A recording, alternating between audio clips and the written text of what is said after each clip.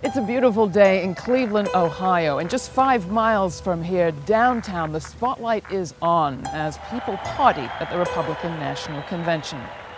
But right here, they're still grieving the loss of a young black life. Tamir Rice was 12 when cops shot him down, playing right here behind me.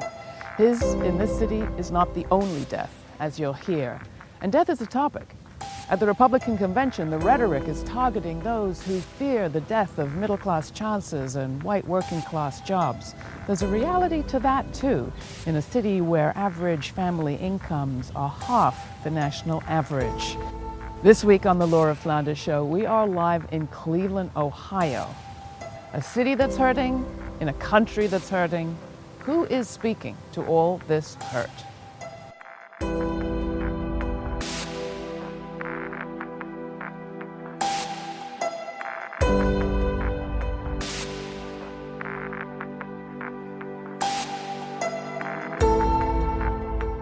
At the end of the day, it really comes down to protecting and putting America first. I voted Democrat my whole life. It's the first time I'll be voting Republican.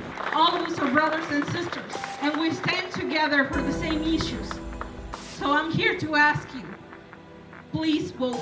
The homeless rate has increased, and we see no mechanism that's being put in place to help people not to become homeless. What appeals to me about Donald Trump is he is a businessman. What's moving people is justice. Now, like I said, it's economic justice, man. 99% versus 1%. For the middle class America, how is this election going to help us? Here at the Republican National Convention in Cleveland, it seems as if no argument resonates more with people who support Donald Trump's candidacy than the argument that he'll deliver on a promise of jobs and security and making Americans feel great. Why does it resonate? Here to talk about that, we have Harriet Applegate from the AFL-CIO here in the Cleveland area, and Jim Mason, who makes NASCAR tires at a Goodyear plant in nearby Akron. Jim, welcome. Hi, how are you? So tell us a little bit. You work for Goodyear in Akron. What do you do? What's your work? I'm the unit president for Goodyear for the steelworkers in Akron. And when I hired in 1995, we had over 3,000 members, and now we're down to about 250. Is that part of why a message of a promise of jobs is resonating, do you think? Yes, ma'am. Yeah, Donald Trump talks a lot about bringing jobs back to America, but we need to get the word out that, you know, we think it's an absolute lie because he could be making products here now.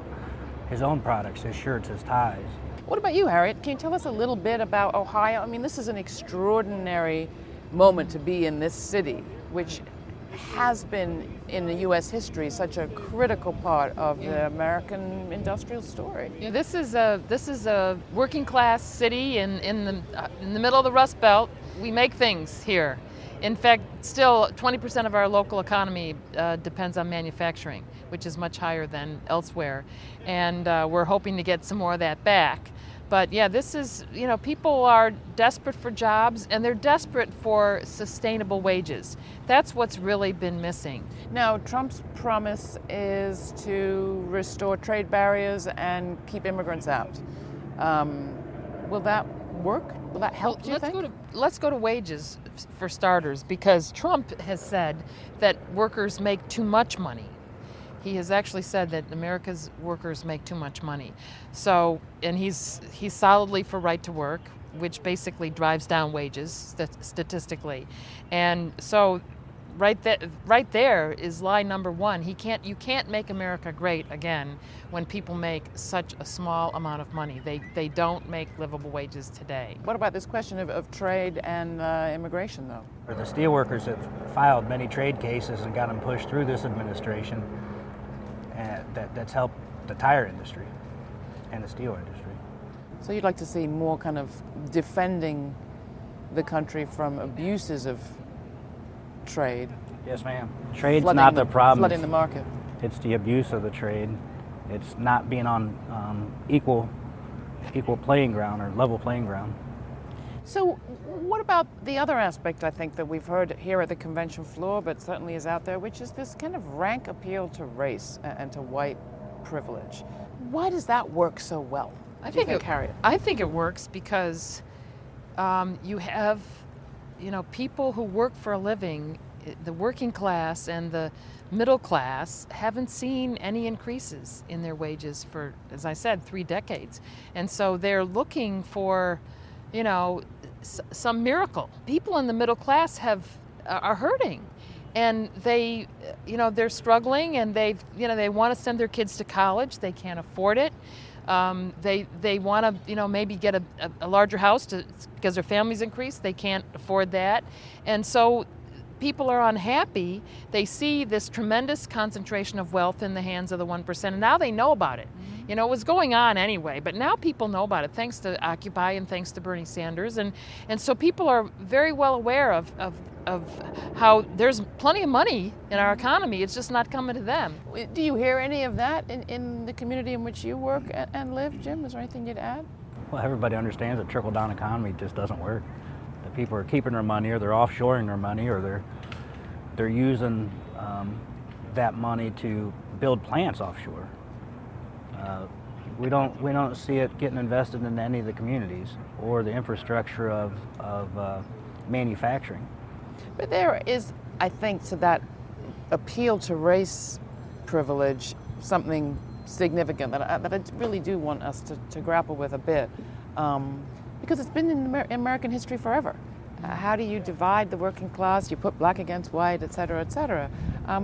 It's amazing to me that we're not still over this. I mean, that we're not yet over this, but we're not, clearly. We have levels of violence in this community and across the country that disproportionately affects African Americans. Over 560 police killings, shootings of black men in the last year alone. How do you address these issues if and when they come up with the people that you work with? As far as in the shop, we have less strife than I think anywhere else, because the labor movement has fought for years to take away inequality, whether it be from women back in the 30s, the 50s, to minorities. We fight for equal wages, we fight for equal rights, we fight for equal benefits.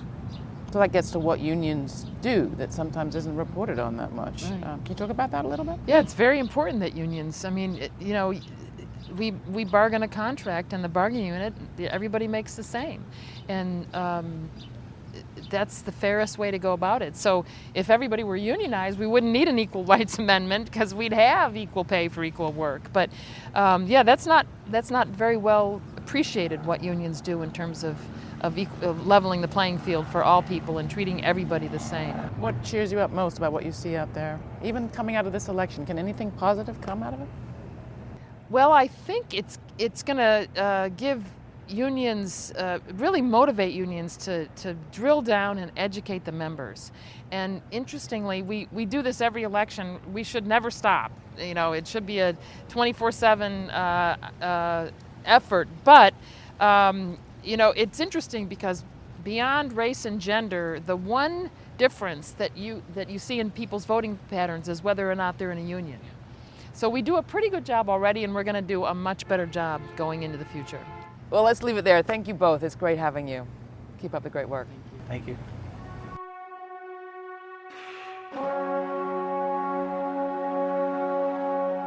We, prophets of rage, and you are going to march for the End Poverty Now march on that street right over there. Let's go.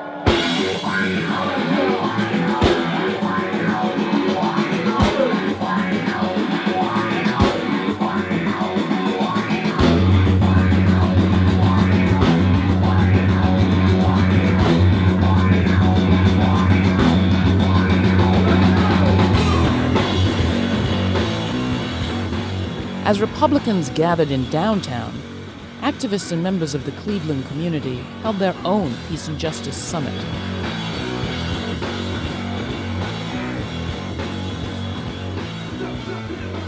Over the past years, decades, the sort of democracy window has been shrinking, narrowing, and the ability of us through conventional forms of activism, education, advocacy, organizing, is becoming more difficult, or what economists call a law of diminishing returns.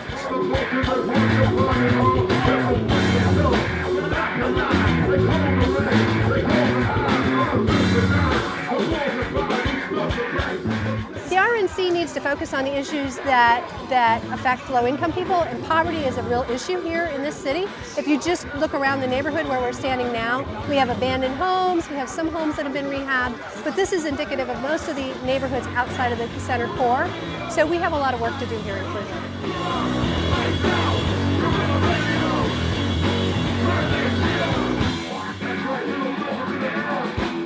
There's not a march that's in a reaction to Donald Trump, but it's a reaction, not a reaction, but it's action because both of the parties, because they're not even listening or even speaking to either the poor or the downtrodden, or those who have no voice.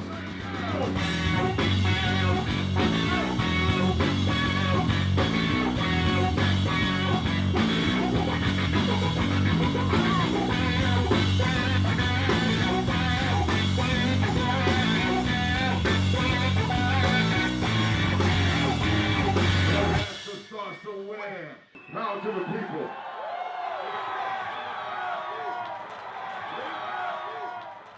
In November 2014, Tamir Rice was killed right here in this park. But 10 days before Rice was killed, Tanisha Anderson, a 37-year-old mom, was also killed in police custody while her family watched.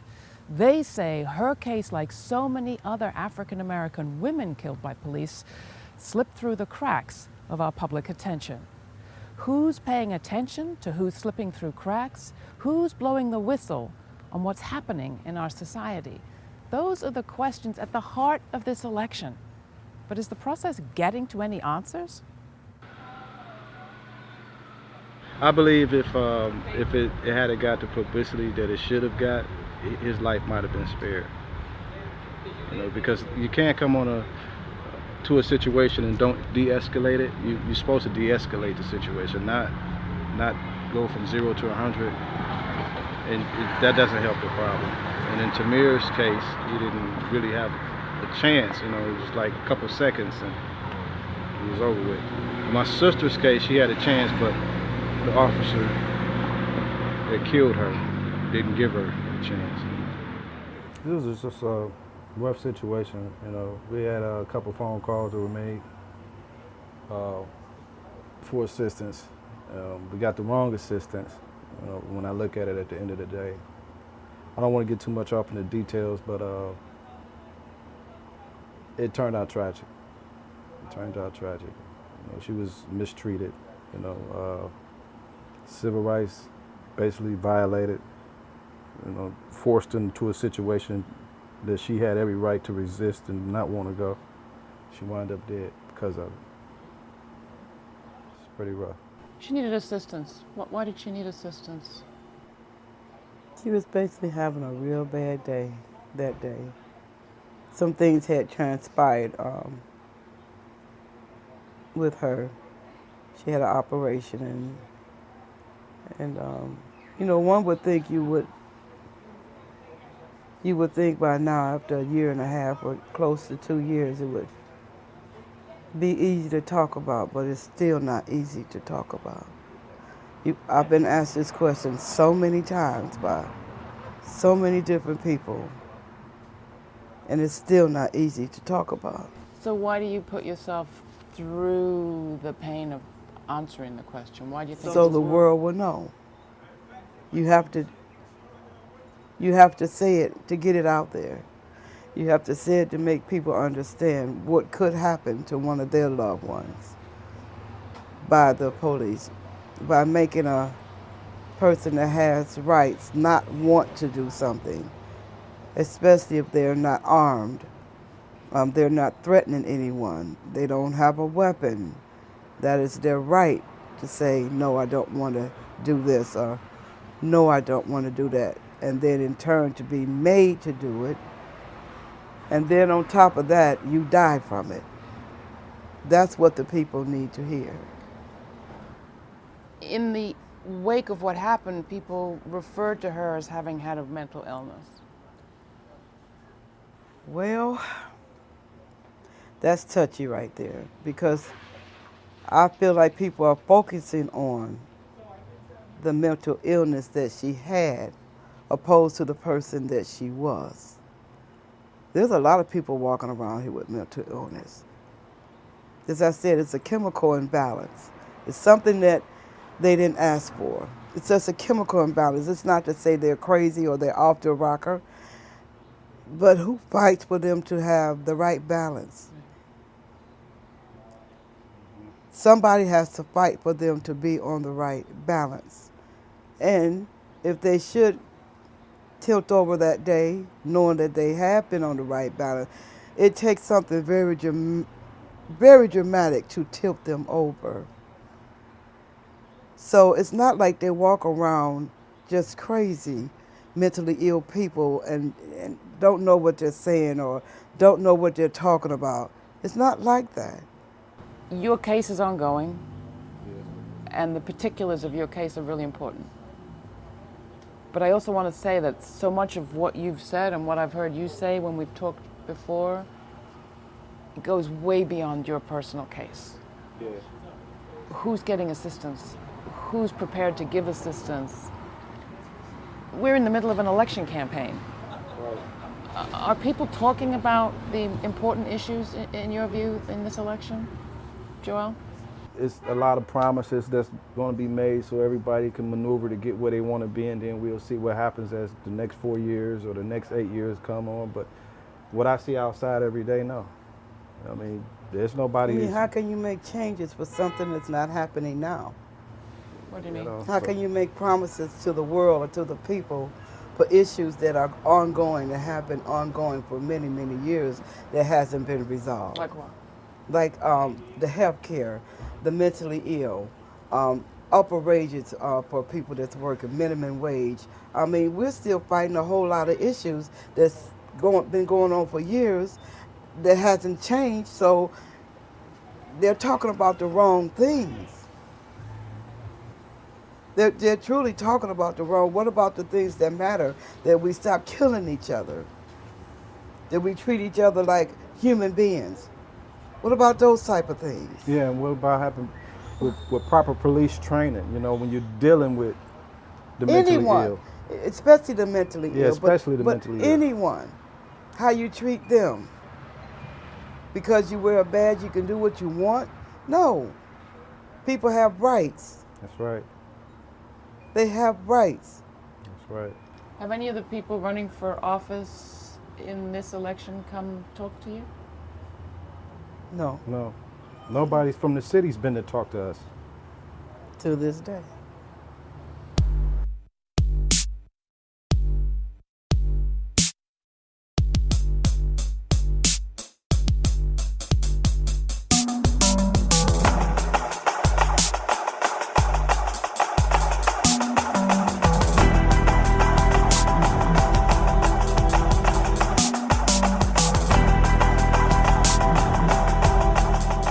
Does a new government or a new leader alone deliver on the promise of change that people so desperately need?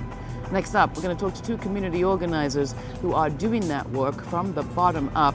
Rowena Ventura is with Common Good Ohio, and Malaya Davis is with the Ohio Students Association.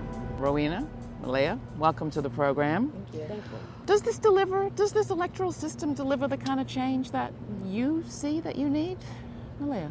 I think what presidential elections does every 4 years is it's like an alarm clock for the American psyche. It's like, hey folks, it's time to wake up. Things are happening. You should pay attention to the politics and the politics that are happening on the state level, on the local level, but definitely the federal, national level. But I think this election cycle around is making people wake up in a very particular way because of the current events that are happening outside of the presidential election that are happening in our country. All right, so wake up, but wake up to what? What do we need to wake up to? We need to wake up and use our voice. and empower other people to use their voice, because we have people that in this convention that are making decisions and policies about things that are affecting people here in Cleveland and across the country, then they have no clue of how it really will affect us. Like what? What are you worried about most? What do you hear in your community people are most worried about? I think people are worried about being able to survive in so many different ways, and being able to feel safe, and being able to have a job, and be able to have quality education. And for specifically in the Black community, because that's the perspective that I can talk about, I can say that I haven't heard that perspective or any solutions or any talk about that, other than the language that organizers are using, that organizers are putting out there and saying that these are the demands, this is what we're demanding as a community, that presidential hopefuls are now talking about. So like what? What is needed in your community as you organize with Common Good Ohio, Rowena? We need living wages. We need jobs that provide benefits for families so that parents don't have to work 2 and 3 jobs. They can actually be a part of their child's life. Those are the things that immediate needs right now.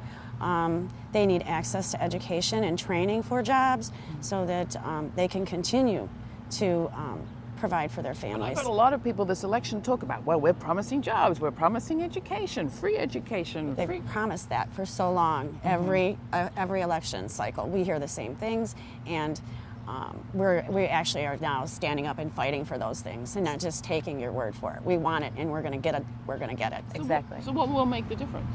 So, and I think that is where community organizing comes into play, because as organizers, we see the power in the people. We don't see the power lying in one presidential hopeful or one candidate or anybody in political office. We see the power in the people. And so our jobs is to say, like, hey, things are happening, and they're happening in your community. These aren't happening in silos, and we can do something about it together. How is your organizing reflected in that idea? Our organizing here in Cleveland is, I think, not unique to the country. I think we have to unite all the people. I think we have to understand what poverty is and actually how it affects people's lives, and empower them to change that. And one person is not going to do that, especially if they don't understand what poverty is. So how do you confront an electoral system that teaches us the power is all about what's at the top and who's at the top, and that our role essentially in a democracy is to cast a vote once every 4 or 8 years? Well, I think that comes from an organized community. I think that comes from a community that understands how these policies, laws, and different political positions affects their everyday lives. What could people do to organize where they live, their street, their block, their church? Like, it starts as simple as having a conversation with folks that are in your community about what are some of the issues that you're dealing with. And it takes a level of vulnerability to be able to do that, to say, hey, I'm struggling with this thing, and I want to come to you and say that because I know that I'm not going through this alone, and that there are people who aren't struggling who are making these decisions for us to continue to struggle in this way. And together we can make something happen. Marina, want to add to that? Absolutely. Make sure that people feel safe in being able to come out into that conversation is the most critical thing. Because when you're isolated, you feel like you're alone and you're doing this yourself. When you get a room full of people that have the same issues, you have power and you feel empowered. Exactly. You don't feel like, oh, this is just happening to me, I'm alone. We can actually do something together. And that is the biggest thing, is to come together. Next up, Philadelphia. Thank you both. Thank you. Thank you. Great to have you. Rowena Ventura of Common Good Ohio, and Malaya Davis from the Ohio Students Association. Thank you both. Great to have you. So that's just about it for our show from Cleveland, Ohio, and the Republican National Convention this week. Next week, we'll be in Philadelphia. But before we go, just these thoughts. The conversation in the mainstream media this week has all been about, is there unity at the RNC? People we spoke to saw more unity than they're comfortable with. What they saw scared them inside the convention. But outside, there's a lot going on the media didn't see, that isn't scary, that's actually encouraging, exciting. People came together to talk about what needs to happen in their communities. They didn't see a solution coming from the Trump campaign. Will they see it coming from the Democrats? Watch the show next week. Thanks. I'm Laura Flanders.